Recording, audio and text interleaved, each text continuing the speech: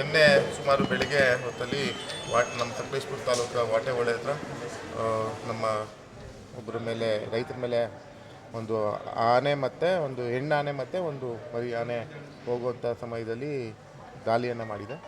ಅವ್ರಿಗೂ ಸುಮಾರು 66 ವರ್ಷ ಆಗಿದೆ ರೈತರಿಗೆ. ಅವ್ರಿಗೊಬ್ಬರು ಮಗ ಒಬ್ಬ ಮಗಳಿದ್ದಾರೆ. ಅವರು ಮನೆಯವರು ಇಲ್ಲೇ ಇದ್ದಾರೆ. ಇವರು ಡಾಕ್ಟರ್ಗೆ ಅಟ್ ಪ್ರೆಸೆಂಟ್ ಈಸ್ ಇನ್ ವೆಂಟಿಲೇಟರ್ಲಿ ಇಟ್ಟಿದ್ದಾರೆ ಅವ್ರನ್ನ. ಅವರು ನಿನ್ನೆಗಿಂತ ಇವಾಗ ಸ್ವಲ್ಪ ರಿಕವರ್ ಆಗಿದ್ದಾರೆ ಅಂತ ಹೇಳಿದ್ದಾರೆ.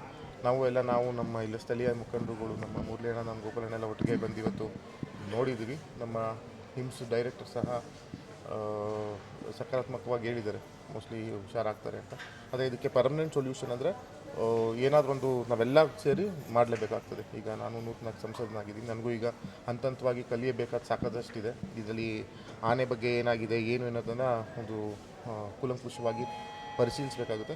ಪರಿಶೀಲಿಸಿ ಮುಂದಿನ ದಿನಗಳಲ್ಲಿ ಸಂಸತ್ನಲ್ಲಿ ಇದ್ರ ಬಗ್ಗೆ ಧ್ವನಿ ಎತ್ತಿ ಒಂದು ಶಾಶ್ವತ ಪರಿಹಾರನ ನಾವು ಇದಕ್ಕೆ ಒದಗಿಸ್ಬೇಕಾಗ್ತದೆ.